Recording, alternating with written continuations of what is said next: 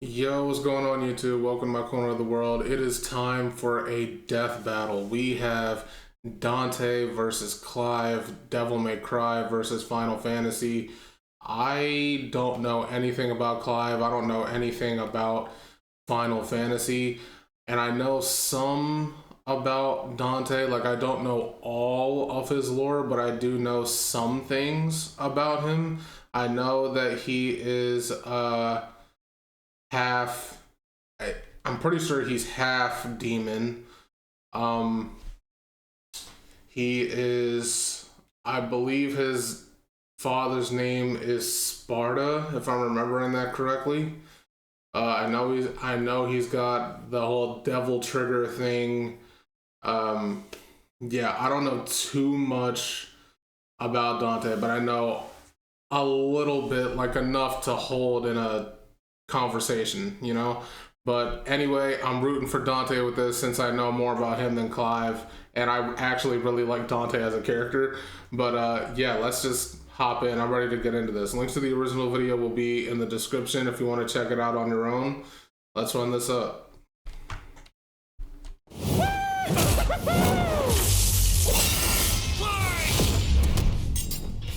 Dante versus Clive. DMC's Devil Hunter versus Final Fantasy's Shield of Rosaria. He's Wiz and I'm Boomstick. And it's our job to analyze their weapons, armor, and skills to find out who would win a death battle.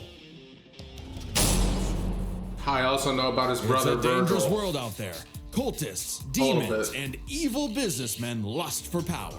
And every day brings a new cataclysm humanity must face. This world may seem like the end, but for a devil hunter like Dante, it's party time. Who'd expect anything less from the son of the legendary demon Sparta? A dark knight who, thousands of years ago, woke up to justice and sealed away the demon lord. And I should probably just, like, I probably don't need to, but I'm gonna just say it regardless. The reason why that I know about this is because, like, way back in the day, like years ago, I did watch some of the, like, cutscenes for the Devil May Cry games. I don't remember a ton from them, but that's mainly where I know my Devil May Cry knowledge from. Maybe I should do like a reaction to that. Would you guys be interested? Let me know. Lord Mundus. But then Sparta mysteriously died, and his wife got iced by some demons, leaving Dante and his brother Virgil separated. Despite a long-gone family, Dante kept a chipper attitude and set up a business dedicated to one thing. I have seen the anime too. The anime was pretty good. With the blood good. of Sparta running through him, he's the best in the business. By harnessing his own demonic energy, Dante bolsters his speed, power, and durability, letting him block kaiju-sized punches, move faster than a meteor, The regenerate like an May and Zero May unstoppable force Cry. of nature. As long as he has the energy, he can heal from getting shot, stabbed, sliced through. Basically anything. Even without his regeneration, he's survived heat that would reduce the layman to ash. But no hunter is complete without an arsenal, and Dante's got one hell of a sword left by his dad, Rebellion.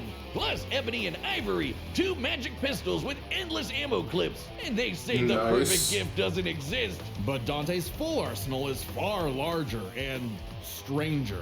Like King Cerberus, a shape-shifting set of elemental nunchucks. Cavalier, a pair of buzzsaws that are also a motorcycle. Balrog, fiery fisticuffs for boxing and capoeira. And Navan, a guitar. An electric guitar. There's also Lucifer, a backpack of endless laser swords that Dante got after slaying... Actually, we never see how he beat Lucifer. Yeah, you know someone's a badass when they off-screened the actual devil. Then there's my fave, Dr. Faust, a sentient hat that turns Dante into basically Orville Peck. Oh, and shoots crystallized demon blood. Dante needed this and much more when he got a warm welcome from the brother he thought long dead. In a twist of fate, Virgil was alive, but went down a very different path. While Dante was partying, Virgil studied the blade, seeking the power he needed to exert his will, even if it meant killing his own brother. Something he came close to doing in their first meeting. But the defeat only spurred Dante's awakening. He learned to teleport using Trickster, slow down time through Quicksilver, and double-team foes with Doppelganger. With a slick pose and the right timing, he can royal guard dang near anything, then use the absorbed energy to armor up as a dreadnought. And then there's Devil Trigger, a super form Dante achieves through his supernatural power. By tapping into his inner demon, Dante can fly and gains an enormous boost in speed and power. Naturally, his rematch with Virgil went very differently, and that was far from Dante's peak. When Mundus got up to his old tricks, Dante battled the Demon Lord in a vast sea of stars, a universe Mundus created on a whim. Even later, Dante one-shot a stronger alternate future Mundus who had completely merged with the Demon World. So he's kind of a big deal. Literally, Mundus became a living... There are Devil May Cry manga and novels? Huh, I did not know about that. Devil May Cry manga and novels specify the human and demon worlds were once one, then were split into separate universes. Huh, that's cool. I did not know that there were like manga and novels for that. Argosax, a god so astronomically intense, he had the power of every other demon in existence. A divine deity of the sun that Dante also shot in the face. Oh, that guy! I completely forgot about him. Funny, so did Dante.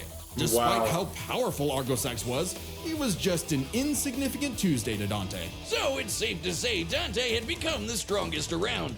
But no amount of style, pizza, or wahoos could fill the hole in his heart. Sure, Virgil was a power-hungry weeb, but he was still his bro. Beneath Dante's antics, killing the last of his family kinda messed him up. Until he learned his family wasn't as gone as he thought. It turns out he had a nephew, Nero, who Dante would help fit into the family business in his own unconventional way. And for dead weight, Nero was pretty badass, even helping Dante take on the so-called Demon King Urizen. Nero's Devil Breaker arm can fire light-speed lasers that Dante and Virgil have dodged. Dante and Virgil can already dodge lasers in their base forms, but when charged with enough demonic energy, they can outright blitz beams over 11 times faster than light. Nero even survived getting melted down while inside a living statue. It's a long story. And that's the same sort of regeneration that Dante has, meaning he can survive being turned into a puddle. So Dante was ready when Virgil somehow returned. Again. And made an apocalyptic demon tree for what else? More power! With the entire world now on the line, Dante had to get serious and fully embrace his human and demon sides alike by stabbing himself. Holy shit, Dante has been impaled so much, he decided to make it how he powers up. So he got his greatest weapon, Devil Sword Dante, and became Sin Devil Trigger. This is Dante's demon energy at its peak. He can fire lasers with Loose, obliterate with the fires of Judgment, and surpass even the legendary Sparta. Not seen but this. Although Dante was totally a match for Virgil, neither of them would budge on their ideals.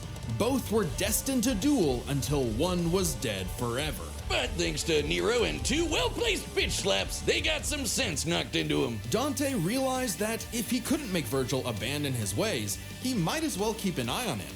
In one fell swoop, the two severed the world-spanning demon tree and prepared for a permanent departure to the underworld. You can choose your friends, but not your family. But if that's what it takes to keep Virgil safe, or rather to keep the world safe from Virgil, Dante will deal with it. And all things considered, he's happy slugging it out with his bro. Maybe happier than he's ever been. Proof that as long as you have the human drive, even hell can become a paradise sweet enough that a devil may cry. Yeah, I did not know anything about that last part. There was a lot in there I didn't know about. This fight's gonna have a banger soundtrack, but my headphones broke. Well, good news. This battle is sponsored by... Yeah, man. Would you guys be interested in a reaction to the Devil May Cry video game cutscenes? Because I've seen people do that for other games before. And I don't know. Would you guys be interested? Let me know. Product site-wide. Sit down as we tell the tale of the kingdom of Rosaria and its prince, Clive Rossfield, a man destined to be a dominant, the host to a mighty guardian icon. Anybody who's a dom can draw on magic life juice called ether, becoming a big scary monster. And commanding the element they embody to create storms, slay armies, and split the sea. Dominants are forces of nature, and Clive would be the dominant of the Phoenix. Well, he was supposed to, but Big Bird said no thanks and instead picked his sick little brother Joshua. Parents don't play favorites, but I guess ancient monsters can. Despite the rejection and a deep loathing from his mother Annabella, Clive and Joshua were only kind to one another. Clive saw the burden his brother bore and accepted his blessing of the Phoenix in hopes of becoming Joshua's shield. Meaning he learned a bunch of magic. He can shoot fire, teleport with Phoenix Shift, and took down this beast before he was even out of puberty. Okay, so they Even can without both magic, shoot Clive's a things and capable teleport. swordsman, able to boost And his they're speed both and swordsmen. perception with precision dodge. But it wasn't enough when Annabella betrayed Rosaria for the Empire of Sanbreque. In one night, Clive's knights, people, and his own father were slaughtered before him. Quick, someone use a Golly. Phoenix down! Those aren't in this game. Well, that's unfortunate. But the Phoenix icon sure is, because the trauma of everything made poor Joshua lose control. Clive wanted nothing more than to help his brother, and perhaps this desire awakened the icon that was in him all along, the fiery beast, Ifrit. Boy, is Ifrit a wild one. Just standing nearby will incinerate the average Joe. It can make fire barriers, regenerate lost limbs, decimate foes with a flaming spirit bomb, and shatter a walking mountain. The downside being Clive couldn't control it. He didn't even remember becoming Ifrit, or battling the Phoenix in a fight that reduced everything he loved to cinders, leaving Joshua presumed dead. If that wasn't bad enough, dear old Ma found him the next day and made him a slave to Sanbreque's army. Clive spent 13 years wallowing through life, searching for Ifrit's host for revenge, only to learn the one he wanted to kill was himself. This revelation hit Clive like a phantom train. He thought death was all he deserved for taking the lives of Joshua and so many others. Even so, there was a light at the end of the tunnel. No, not like that. Thanks to his friend Jill, the outlaw Sid, his doggo Torgal, and a very therapeutic battle with his self-hatred, Clive learned to carry the torch for his brother, fighting the real problems plaguing his world: crystals and racism. In the world of Valisthea, prejudice is alive and well for bearers. Basically, anyone who can use magic without special crystals. So what better way to dismantle the system than to help fellow bearers and destroy the mother crystals ruining the planet? All These while Final picking up Fantasy some games nifty do look abilities. Through a so cool. mysterious power that lets him absorb icons, Clive took Garuda, an avian I've with just sharp never slashes really and been sharper interested in talons. playing them. From Sid, he received Ramuth, so he could summon lightning. From his bae Jill, he got Shiva to freeze lava and even time itself. With Titan, he can block and absorb blows with earth-shattering fists. From this Dragon Prince, he got Bahamut and some deadly lasers. And through Okay. Odin, he can slow the flow of time and slice apart the fabric of space. Looks familiar. With these powers, Clive stepped up to lead the bearers, and even reunited with Joshua, who was alive all along. Surprise! Clive spent 5 Yeah. years freeing the land and became hot as hell while doing it. Well, no, not well, yeah, that way, but also through Ifrit. By using part of Ifrit's power, Clive can set himself aflame, activating Limit Break to boost his abilities. But Limit Break is far from Clive's limit. After absorbing the Phoenix essence from Joshua, he became Ifrit Risen. Now fully in this control looks of the cool. monster that had tormented him, I love he both of embraced their his role as a monstrous shield forms. for his brother and friends. Just in time to battle in space, block a planet-wiping blast, and overpower this dragon at the speed of light. That's no exaggeration. Ifrit Risen is literally stated to move at light speed. Not surprising when Clive has intercepted lasers over 3 times faster than that, and overpowered Omega, a god-slaying weapon that can destroy, and I quote, all of creation. But what made Clive strong enough to do all this? You know, besides the majestic man cleavage. Turns out Clive's birth was orchestrated. He was intended to become the vessel of Ultima, an ancient, all-powerful being that created humanity, but abandoned them after they developed free will. Meaning everything that happened was the fault of one person. God, the bastard! But Clive wouldn't be a puppet. If God was in the way of humanity's freedom, then God was gonna die. Easier said than done. No shit! Ultima was stronger than anyone Clive had faced, able to warp all of reality to create a universe. But Clive had a secret not even Ultima foresaw.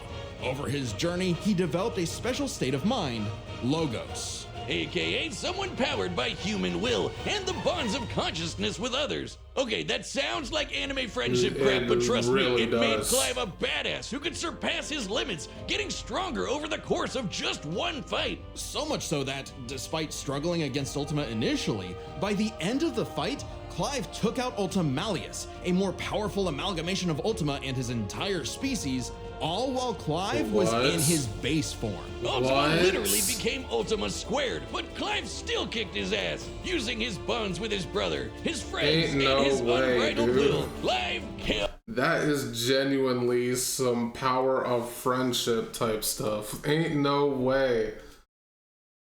In base?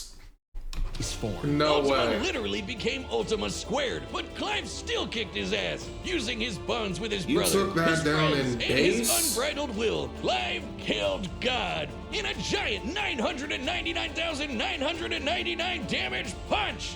Okay, so it really was the power of friendship after all. Literally. Man, this guy's got a future in shonen. Well, except we don't really know what happened to Clive.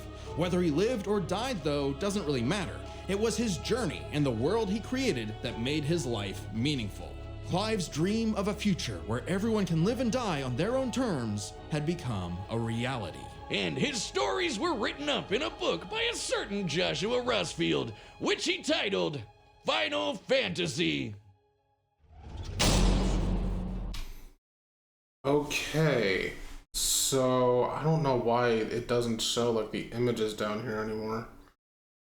That's kind of lame. I wish they put these back, but so for those who decided to skip the information portion, welcome to the fight. So it seems like they have some fairly similar feats, but I could be wrong with this, but it seemed to me that Dante's were on a larger scale. I don't know, because like one of the things that it mentioned was like Clive facing something like at the speed of light, or like 3 times the speed of light. Meanwhile, they said that Dante was like facing something at 11 times the speed of light, so that's like drastically much like faster. So it seems like everything that Clive was doing, like all of his feats, Dante has done almost the exact same things but on a larger scale. I don't know, like that, like visually that's what it seems like to me. I could be wrong. Regardless, I'm still going with Dante winning this because, again, I've known him longer. So yeah, there it is. .com/promos. All right, the combatants are set, and we've run the data through all possibilities. It's time for a death battle!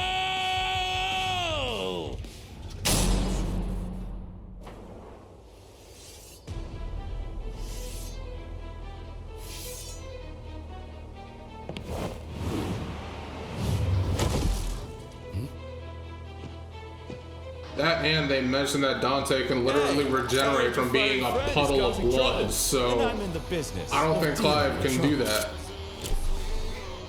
Leave now. I have a god to kill. The last thing that will stop me is a demon.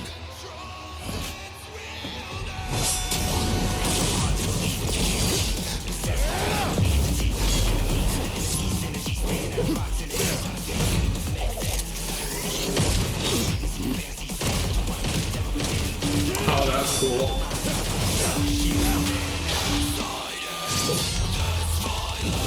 It sounds so epic. Oh, okay, I see you with the dance moves. Let's rap.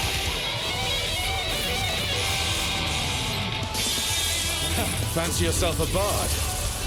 Admittedly, though, I don't like that Dante is using all of the stuff in his arsenal this quickly.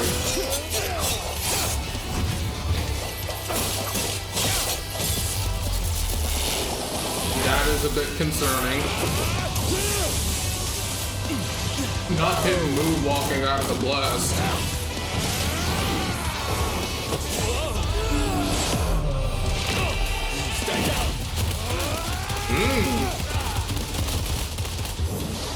You gotta punch him like that? No hiding in the shadows anymore, Smokey.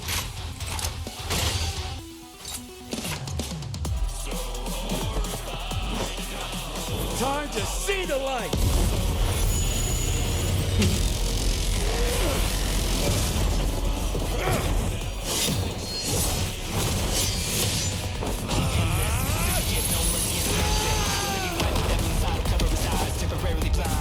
This music is dope. What the hell is that? And that's just him aura farming low key. Oh, okay. We got our first transformation, technically.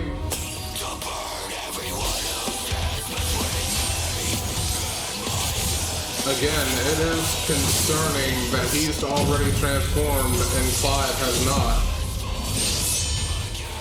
Virgil's got some competition.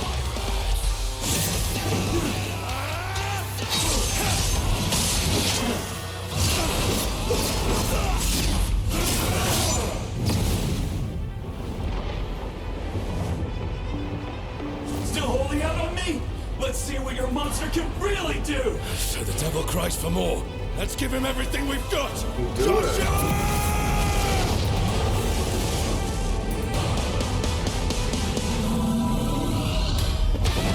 Did he just go to his final form immediately?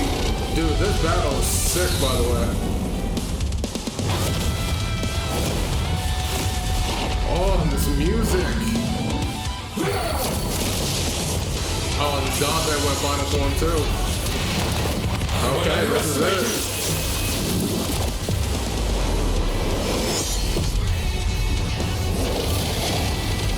Haha, nice.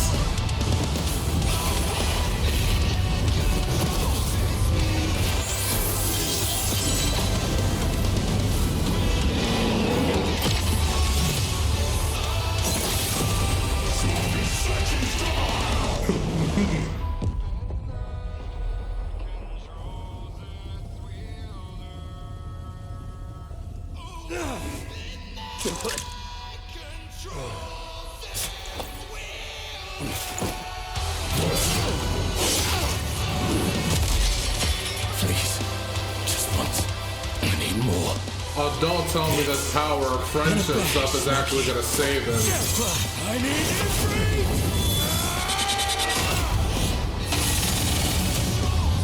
Ain't no way. Not bad. Not bad at all. After a fight like this, God will be nothing. Ain't no way, bro.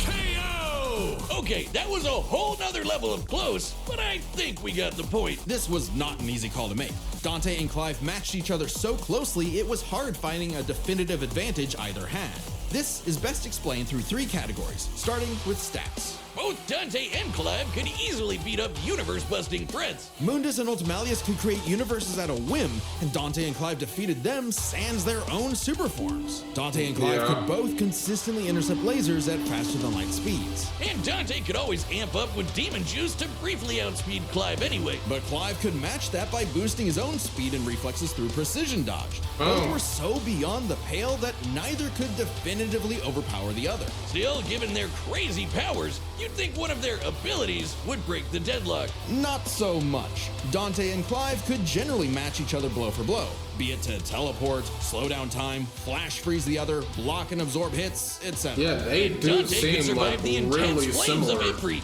He's dealt with heat like that before. Though Clive did not have a perfect match against Doppelganger, he did have more methods of manipulating time, both more reliable and abusable, in addition to defensive measures like Ifrit's barrier to fall back on to outlast powers like Doppelganger. But their super forms evened out. Any edge Clive could get from, say, Limit Break or Ifrit Risen, Dante could match with Devil Trigger or Sin Devil Trigger. In the end, both have answers to most of each other's powers, making it still anyone's win. Which is why it came down to one major factor: endurance. Just how long could these two keep at it? While Dante's super forms could undoubtedly keep up with Clive's, there is an emphasis in story and gameplay that they expend a lot of demonic energy. The longest Dante has battled in okay. Devil Trigger against someone his equal is about 6 minutes, and abilities like Doppelganger, Quicksilver, and Sin Devil Trigger burn through it even faster. Clive's time in Ifrit Risen isn't limitless either, but it can last longer, fighting for tens of minutes if necessary.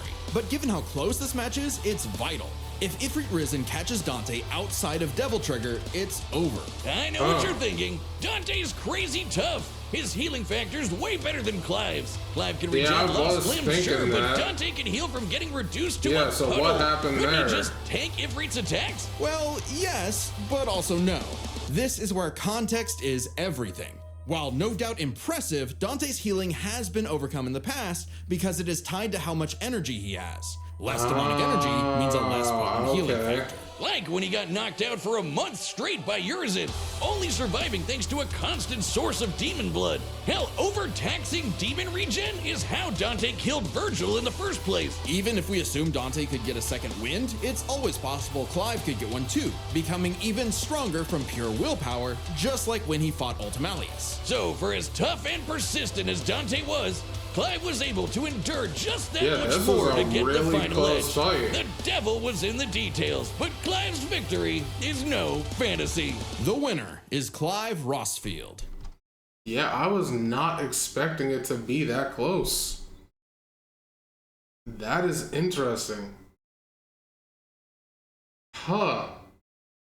Yeah, I didn't realize that all of Dante's powers like heavily relied on how much energy he has within his system. Like, obviously I know that there's a power source involved, but I didn't realize that every single one of his abilities were dependent on that. Like, I thought like his like strength and like baseline like strength and healing and speed and all that just came from his physiology and being a human demon hybrid. That's what I thought. I didn't know that it was reliant on his energy to fuel that. Oh, that's interesting. Okay. Next time on Who's Death next? Battle. Oh my. Yu-Gi-Oh versus Mewtwo versus Pokemon? No, Yu-Gi-Oh versus Pokemon is actually wild. Subscribe and join as a member to see more Death Battle. How would you even do a battle like that? Ash Ketchum versus Yugi Moto. How do you even do a battle like that? Because it's like the way that they each battle is so drastically different. The one relies on like physical creatures while the other relies on cards that only technically come to life through Yu-Gi-Oh duels. So it's like, or Duel Monsters duels. So it's like, well, I guess because Yugi has like the Millennium items, he could make those powers that they have within the game real.